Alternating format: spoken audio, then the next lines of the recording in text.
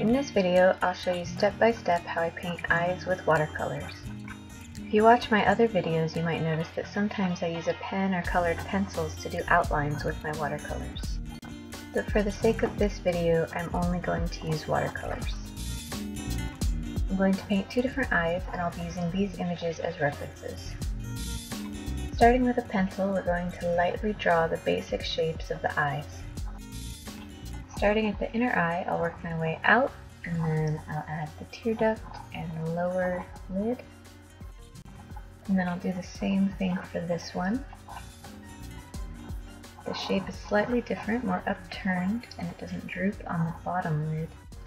This eye has a very small eyelid, so I'm just going to barely draw that in.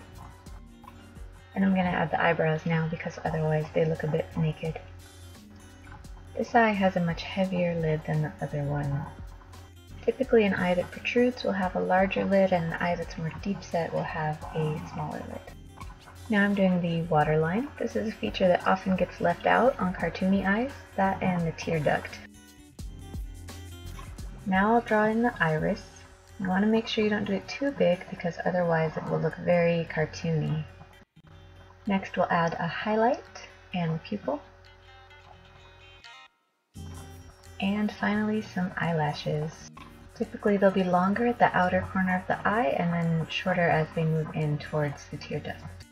Be careful not to overdo it, usually they'll look more natural if they're spaced out and crisscrossed a little bit.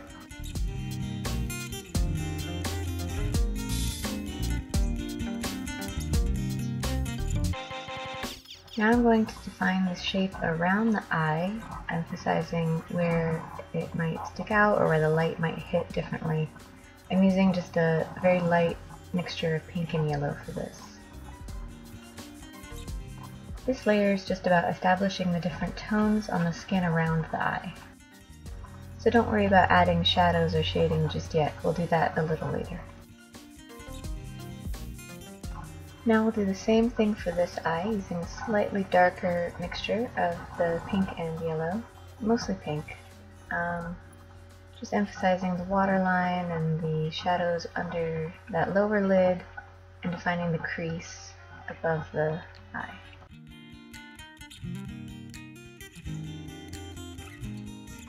Next I'll do the first layer of the eyebrow. Don't worry about making it as dark as it is, we're going to build up the color and define the textures a little better in later layers. Then I'll add a shadow inside the eye going all the way across. This is a step I think a lot of people leave out. And the brow, again using a lighter color but defining the shape, and then going in with that shadow on the eye, lightly outlining the iris and the pupil and any other areas that need a little more depth.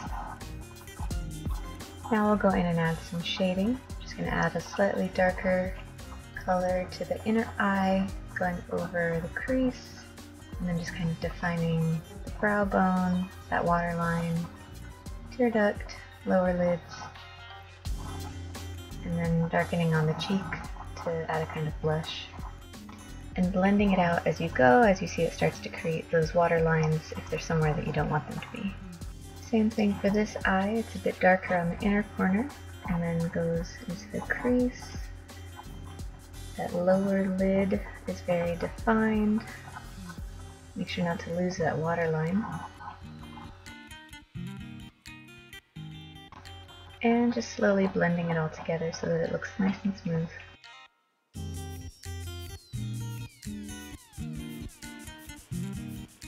At this point I am switching to a smaller brush. This is a 3 and previously I was using an 8.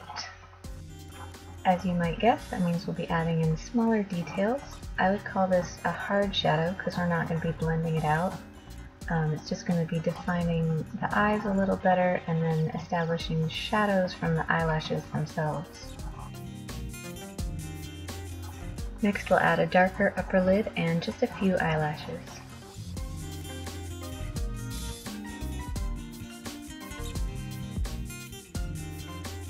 For this one the crease is already defined pretty well, but I'm going to go in anyway and add a little more of a shadow, as well as that dark upper lid.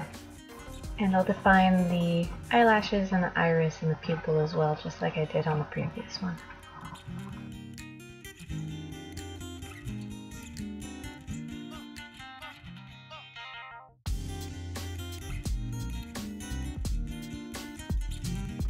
For the brown eye, I'm going to start with a little bit of a golden yellow in the center, pulling it out into kind of that pattern that you see in eyes.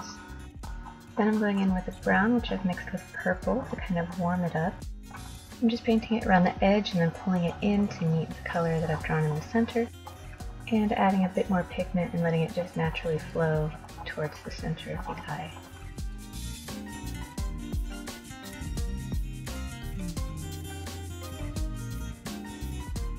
I'm going to do the same thing for this one. It's going to be green. I'm going to start with a golden color for the center.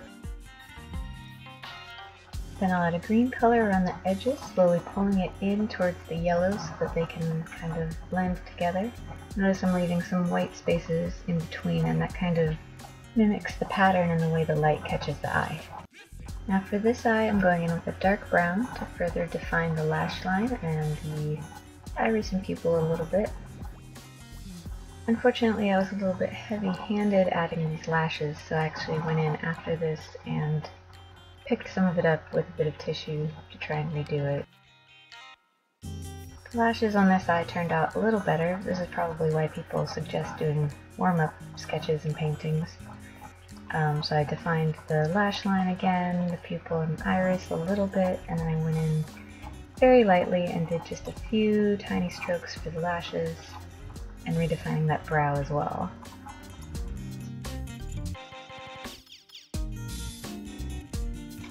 At this point, I also decided to add a few freckles just to give it some character and texture.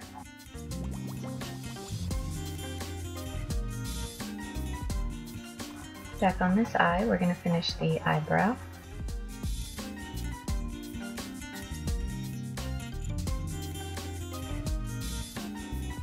And I've let the paint dry on the eye, so we're going to try adding that again.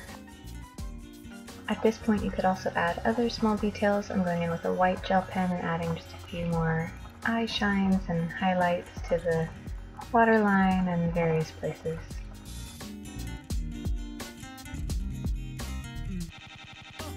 I know I said I was only going to use watercolor for this, but at this point I decided to go in with my micron pen to make just really small lash lines because I was having so much trouble getting it with my paintbrush.